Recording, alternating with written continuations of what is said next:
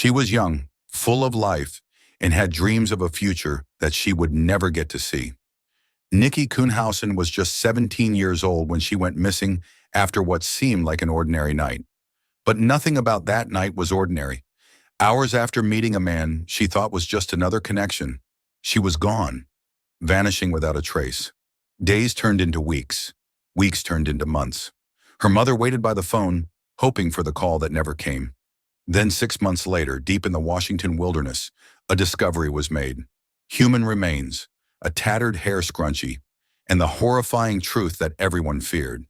Nikki had been murdered, and the man responsible had been walking free all along. But why? Why did David Bogdanov take her life? Why did what started as a simple online conversation escalate into violence? Was this premeditated, or did something set him off? As detectives dug deeper, they uncovered a motive that was as cruel as it was senseless. A secret that, once revealed, turned a routine night into a crime scene. The shocking truth? David Bogdanov killed Nikki Kuhnhausen because she was transgender. When he found out, rage took over, and he made a decision that he could never take back. He wrapped a phone charger cord around her neck and squeezed the life out of her before disposing of her body in the woods, hoping no one would ever find out. But they did, and what followed was an investigation that led to a trial, a defense that left many outraged, and a movement that changed U.S. legal history. This is more than a murder case. This is a fight for justice, a story of a young life taken too soon. A story that asks hard questions. Should the so-called trans panic defense be allowed in court? Should someone be able to argue that discovering a person's gender identity is an excuse for violence? Nikki's case led to something bigger, a push for Nikki's law, a legal change that seeks to prevent others from using the same excuse to justify murder. But will it be enough? Tonight we go step by step through the case that shocked the nation. The online messages, the fatal meeting, the lies, the search, and the courtroom battle that followed. How did a simple chat turn into a deadly encounter? How did a missing persons case unravel into one of the most chilling acts of violence? And most importantly, could this have been prevented? This is the murder of Nikki Kuhnhausen, and this is the truth behind the crime. Before we get into the chilling details of this story, be sure to like this video and subscribe to Crime Scene for more real-life stories that will leave you speechless. Before that fateful night, before the search teams, before the courtrooms, Nikki Kuhnhausen was just a teenager with a whole life ahead of her. Born in 2002, Nikki grew up in Vancouver, Washington. She was bright, energetic, and unafraid to be herself. From a young age, she knew she was different. While others struggled with their identities in silence, Nikki embraced hers openly. She was transgender, and she was proud. For Nikki, life was about expression, through makeup, fashion, and the way she carried herself with confidence. She loved styling hair and dreamed of one day becoming a professional makeup artist. Friends say she could light up a room with her presence, always laughing, always full of life. Her social media was filled with selfies, videos of her singing, and posts about her daily life. She loved connecting with people, always seeking new friendships. But behind the bright smile, there were struggles. Life as a transgender teenager wasn't always easy. Nikki faced rejection from some, bullying from others. But she never let that stop her. She found her support system in her mother, Lisa Woods, and close friends who saw her for who she truly was. Lisa was her biggest supporter, always reminding Nikki that she was loved, that she mattered. In interviews, Lisa described Nikki as her best friend, her baby girl who had been through so much yet still remained strong. She had so many dreams, Lisa said. She wanted to live. She wanted to be someone. But Nikki was still a teenager, young, trusting, and sometimes unaware of the dangers that lurked beneath the surface of the world she navigated. She loved social media, using platforms like Snapchat and Instagram to chat with friends and meet new people. And on one of those nights, a conversation would begin that would lead to tragedy. It was June 2019. Nikki had been messaging a man she had never met before. His name was David Bogdanov.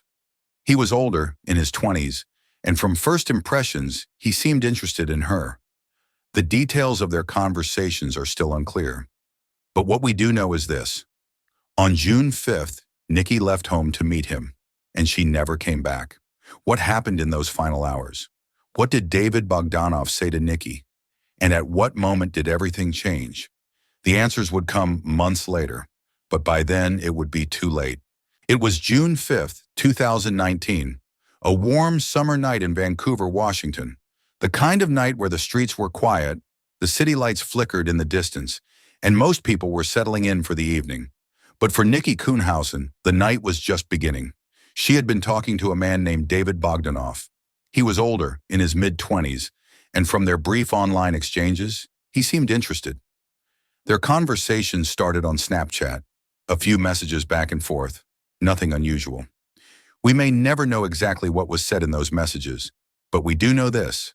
At some point that night, David invited Nikki to meet him, and she said yes. At 1 a.m., Nikki left home. She didn't tell her mother where she was going. She didn't text a friend to let them know who she was meeting. Maybe she didn't see the need to. Maybe to her, it was just another late-night meetup, one of many she had probably had before. David picked her up in his car. Surveillance footage from a nearby street captured Nikki getting in. The two drove off into the night. At first, things seemed normal. They talked, laughed. Maybe they flirted. According to David's later statements, they even kissed. Nikki had no idea that with each passing moment, she was inching closer to danger. The car ride stretched on, and at some point, David made a decision. He didn't take Nikki to a house.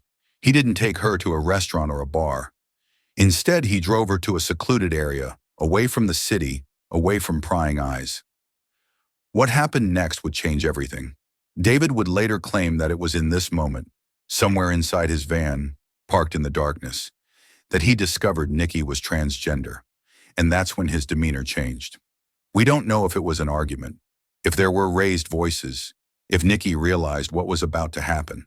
But what we do know is that in a split second, the situation turned from calm to violent. David snapped. With rage overtaking him, he grabbed the nearest thing he could find, a phone charger cord. He wrapped it around Nikki's neck and pulled. She struggled, fought to breathe. Maybe she tried to scream, but David didn't stop. He pulled tighter, ignoring her gasps, ignoring the life slipping away in his hands. And then, just like that, Nikki Kuhnhausen was gone. Her body went limp, her voice silenced. David sat there, his hands still gripping the cord. The weight of what he had just done was settling in. He had killed her, and now he had to make her disappear. Panicked, David got back into the driver's seat. He sped off, driving deeper into the woods. Somewhere off Larch Mountain, he pulled over, dragging Nikki's lifeless body from the car. He walked through the trees, past the underbrush, until he found a spot that seemed hidden enough. Then he left her there, alone, in the cold, as if her life had meant nothing. When he got back in his car, he deleted their messages, blocked her on Snapchat, and then he drove away as if nothing had happened. Hours later, the sun rose over Vancouver, Washington. People woke up, went to work, lived their lives. But Nikki was gone, and no one, not her mother, not her friends, knew where she was. She had simply vanished. For the first few hours after Nikki Kuhnhausen vanished, no one suspected anything was wrong. She had left home late before, and she often kept her own schedule. But as the hours stretched into days, the silence became alarming. Her mother, Lisa Woods, knew something wasn't right. Nikki always stayed in touch, especially when she was out late. But now, no texts, no calls, nothing. Days passed, then a week. Still no word from Nikki. On June 10th, 2019, 5 days after she was last seen, Lisa reported her daughter missing. The Vancouver Police Department launched an investigation, but in those first few days they had little to go on. Nikki was 17, and some officers initially thought she might have run away. It wouldn't have been the first time a teenager left home for a few days without telling anyone. But Lisa refused to believe that.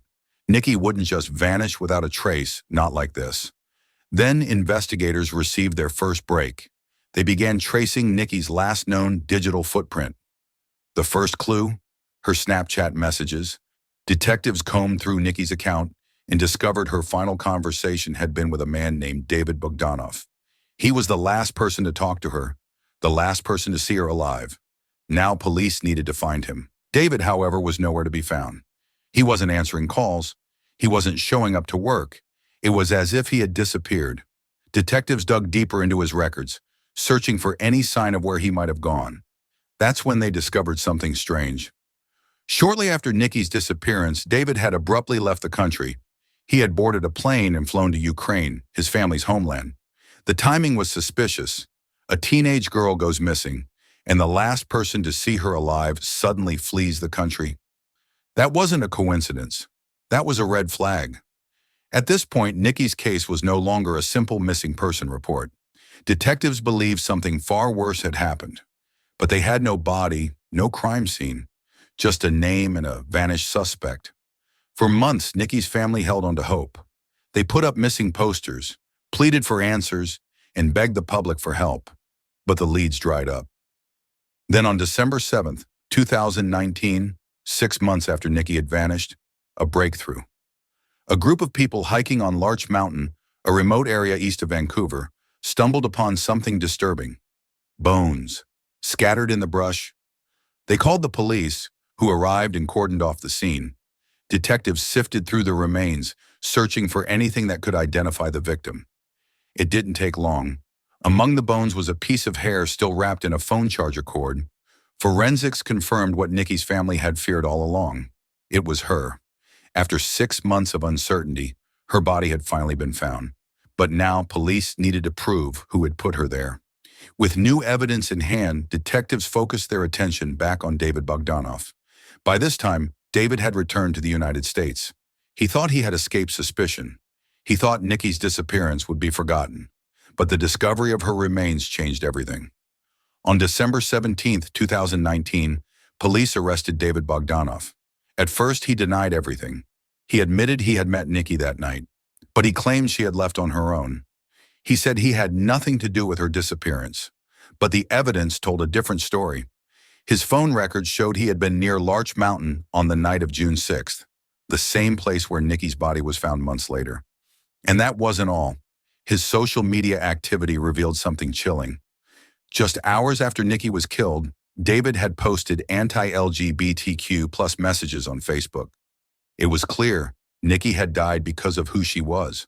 With mounting evidence against him, David was charged with second-degree murder and malicious harassment, a hate crime. After months of uncertainty, Nikki's family finally had answers. But now they faced another battle: getting justice. David Bogdanov thought he had covered his tracks. He had disposed of Nikki's body in a remote area, left town, and even fled the country. But on December 17, 2019, all of that came crashing down. When police arrested him, body cam footage captured the moment. Officers approached him calmly, but there was no mistaking the seriousness of the situation. David Bogdanov, you're under arrest for the murder of Nikki Kuhnhausen. Handcuffed and led away, David barely reacted. No protest, no emotion, just silence. Once inside the interrogation room, detectives wasted no time. They laid out the evidence. Phone records placed him at the scene where Nikki's body was found. Social media posts showed his violent attitudes toward LGBTQ+ people. And most importantly, he was the last person to see Nikki alive. At first, David stuck to his story. He claimed he had met Nikki, given her a ride, and then dropped her off when she revealed she was transgender. According to him, that was the end of it. But detectives pressed harder. They confronted him with the GPS data from his phone. It showed him driving deep into the woods of Larch Mountain, the exact place where Nikki's remains were found. That's when David's story changed. He now admitted that Nikki had been in his car longer than he originally claimed. Then he said something that sent shockwaves through the case. David insisted that when he found out Nikki was transgender, he felt threatened. He claimed that in a moment of panic, he acted in self-defense. This was the foundation of his legal strategy, the trans panic defense. David's attorneys argued that upon learning Nikki was transgender, he had an extreme emotional reaction, leading him to strangle her out of fear and confusion. This legal strategy has been used in multiple cases before, most notoriously in the murder of Matthew Shepard in 1998. But it's controversial. Critics argue that the trans panic defense shifts the blame onto the victim rather than holding the perpetrator accountable. It suggests that a person discovering someone's gender identity can justify an act of violence. Prosecutors were ready to dismantle this argument. Inside the Clark County Courthouse, the trial of David Bogdanoff began in August 2021. The prosecution wasted no time pointing out the flaws in his defense. They asked a simple question: how does feeling threatened explain wrapping a phone charger cord around someone's neck and strangling them to death? They painted a different picture of what happened that night. David had willingly invited Nikki into his car. He had spoken to her on Snapchat for hours beforehand. He wasn't ambushed. He wasn't threatened. And once he became violent, it wasn't self-defense. It was rage. The evidence spoke louder than his excuses. The phone records, the body disposal in the woods, the flight out of the country. David hadn't panicked. He had tried to cover up his crime. In the courtroom, Nikki's mother sat silently, listening to every word. She had waited 2 years for this moment. She had waited for justice. On August 27, 2021, the jury returned with their decision. David Bogdanoff was found guilty of second-degree murder and malicious harassment, a hate crime. The sentence, 19 years and 10 months in prison. For Nikki's family, it was justice, but it would never be enough. Her mother stood outside the courthouse, surrounded by reporters, holding a picture of her daughter. "I miss her every single day," she said, "but today we got justice." Today, Nikki's voice was heard. This case wasn't just about one life lost. It was about sending a message. In 2021, Washington State passed Nikki's law, ensuring that the trans panic defense could no longer be used as an excuse for violence. Nikki's story became more than just a tragedy. It became a movement to protect the lives of those who are most vulnerable, a movement to make sure no one else suffers the way she did. Nikki Kuhnhausen's story is a heartbreaking reminder of the dangers faced by transgender individuals. But her case also led to real change that will protect others in the future. What do you think? Should the trans panic defense be banned nationwide? Do you believe 19 years was a fair sentence for David Bogdanoff? Let us know in the comments below. If you found this case compelling, make sure to like this video and subscribe for more true crime stories that demand justice. And if you want to see more cases like this, check out our next video. It's a case even more shocking than this one.